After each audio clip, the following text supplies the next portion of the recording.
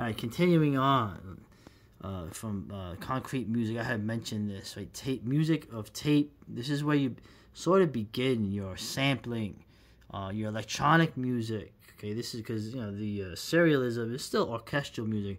This is where you start to get into real electronic music.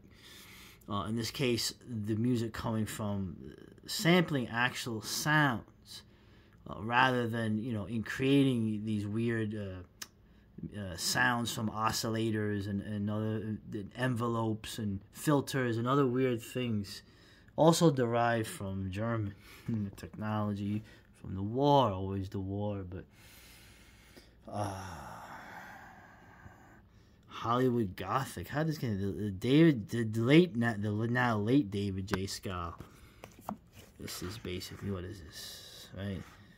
The Tangled Web of Dracula, from novel to stage to screen. A pretty interesting book, of course. Covering the whole Dracula thing. Very fascinating. The stuff behind the scenes is always more fascinating. The actual story, covering that period I like, right? The late 1900s, well into the 1930s. More Albert J. Nock. The State of the Union. There's a bunch of essays from him. Who is Albert J. Nock? Libertarians claim him. Progressives and liberals don't really claim him, although he very much was really that. So him and Mencken were kind of like in a similar sphere. But Nock got in trouble because Nock was against the New Deal, and he was very much against the Second World War. Very interesting. And what is this? More Alex Kurdic's imprint. More Bowden. I haven't gone over this yet, but the Jonathan Bowden.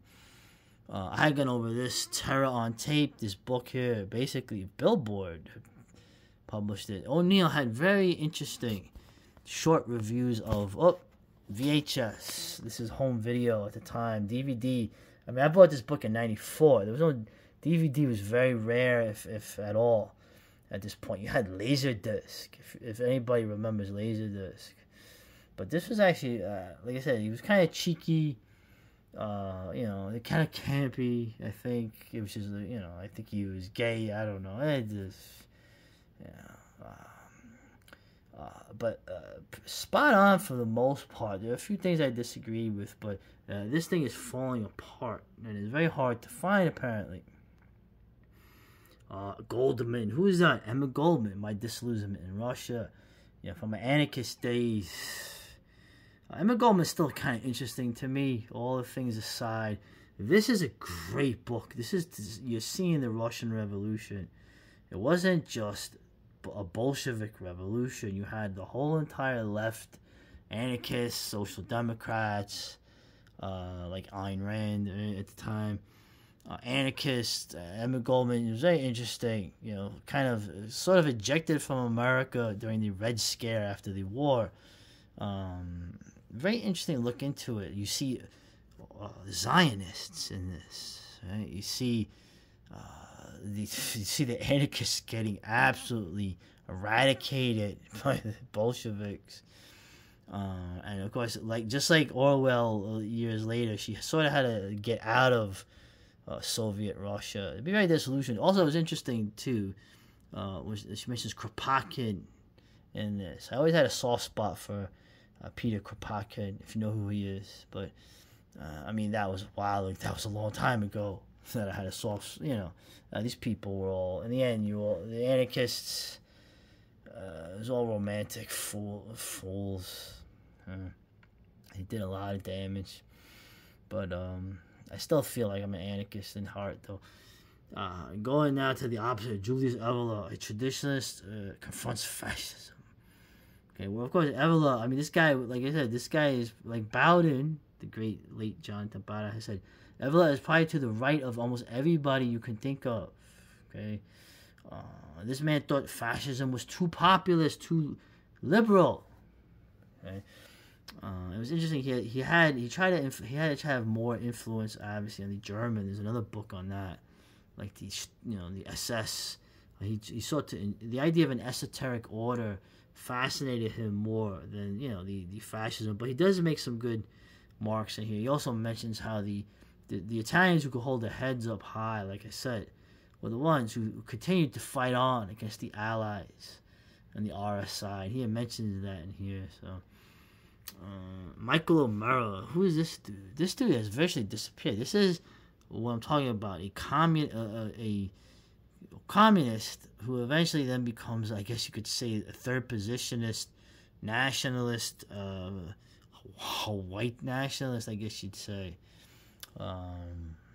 This was interesting. This sort of vibe with me more, this book, when I had, because, you know, I mean, I guess conservatism never really sat well with me, at least as a political thing, obviously, in terms of character or traditions, it's more so, but in terms of politics, I mean, the conservatism was an absolute joke.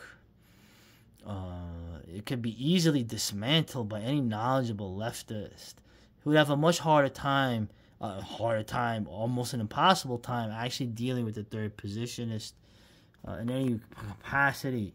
Okay, capitalism is a problem, but really modernity is a problem, isn't it?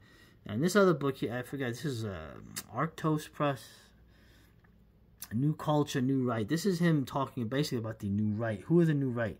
The French New Right. Alain Benoit, right? Guillaume Fay, a bunch of others.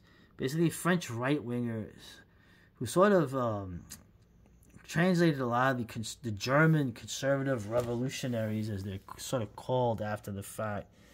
Sort of like an alternate right-wing to, you know, the National Socialists, who, you know, of course, are, you know, by law you must, in France, you must criticize them constantly, but they got away with a lot of stuff by translating those other guys.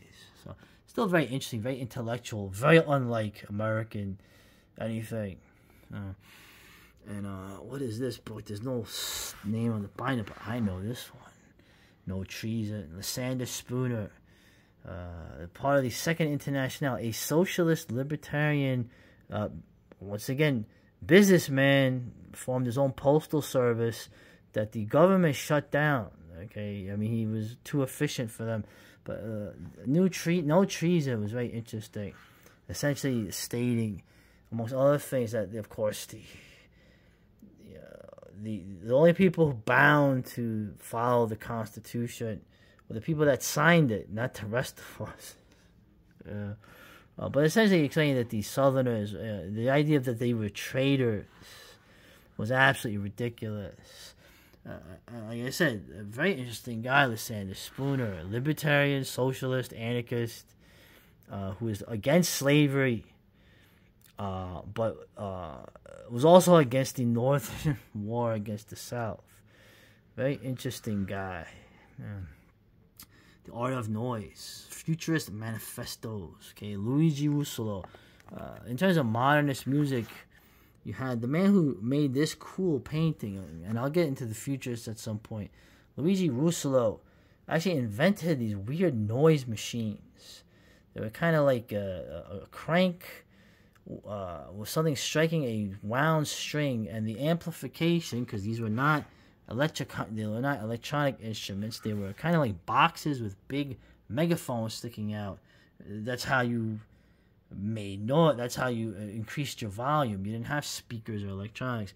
Made all these weird compositions. Few of them survive. I have a CD of people trying to reenact it, which is fascinating. But like I said, the idea of modernist music, the futurists are great because they are as radical and modernist as you get. A lot of energy, and also they're all right wing. They're all help form like the ideas of fascism. These guys all joined the war. Some of them were IDs. Some of them died. A real fan of the futurists. And speaking of it, the founder, Filippo Tommaso Marinetti, born in Egypt. He actually wrote this book. I haven't read this yet, but you know me, I like the Egyptian stuff. And Filippo Tommaso Marinetti, you could argue he was the first rapper. He was also like, you could argue he was the first graffiti artist. He was a guy who was a maniac, mad lad.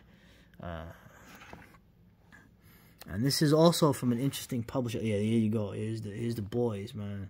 The futurists.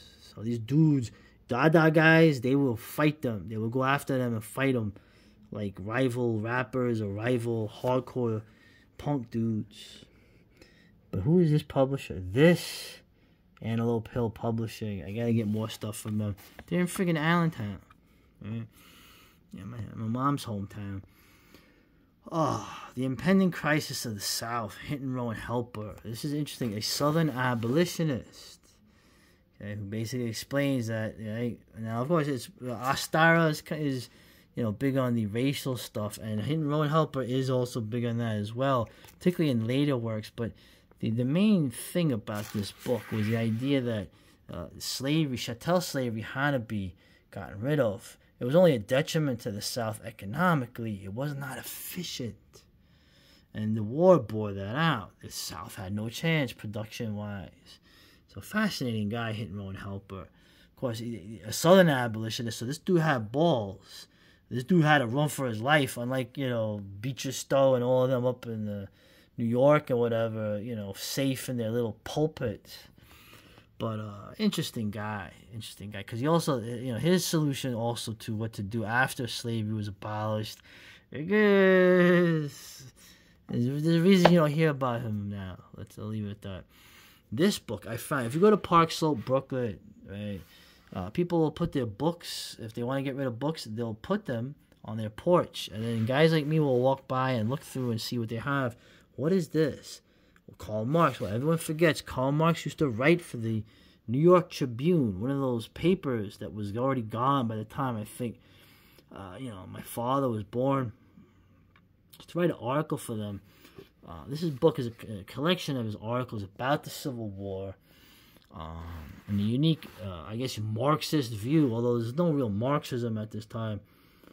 It also collects letters, Engels. They all, he thinks there's going to be a quick victory, and when it's not, he starts to despair. But Marx is the primacy, the domination of material will be in the weight of the North, and also the cotton prices are way too high. He brings up the price of cotton constantly. Obviously, it was a harder thing to get out during the war. I showed you the video on the blockade runners, the commerce raiders, but interesting. The fact that the First International wrote a letter to Lincoln, and Lincoln's secretary actually said thank you for the kind words about Mr. Lincoln. So, very interesting book in general, and this publisher is kind of cool. A leftist, but an old left publisher, almost quaint. Bill Big Hay. I would love to get my hands on autography of Big Bill Haywood. I told you, I'm a right-wing dude. I like the Wobblies. I like Eugene Deb. I like the 19th century American-born left. I like Jack London. This would be awesome. Big Bill Haywood, a real American. I know, like what the hell? And the Molly Maguires. Man, I would love to get that book. Oh, what's that word? So anyway, enough. I gotta finish this off, man. I might have to do a third video on this. You got a lot of books. Oh, you one of them book dudes. I'll end it with this. This'll be enough here. Georges Karl Huysmans, a decadent writer. I mentioned one of my favorite books of all times is Au revoir, right? Against the Grain. This is a work before that. This is his more realist era, right? Before he does Au revoir and he pisses Emile Zola off with the flow. There's actually two stories in here. These are actually, to me, these are horror stories. We're all kind of going through what's in this story here. Okay? It's still very chilling to read. I don't like to read it because, unfortunately, a lot of us are going down this path. I won't say what, but I'll leave it at this. I gotta do a third vid. I mean, look at all these books here. What was I thinking? So you think you're all intellectual and whatnot. You know me, I'm a man of the people, which is to say I'm not not intellectual. But yeah, I'm gonna have to do a third vid. Aren't you lucky? So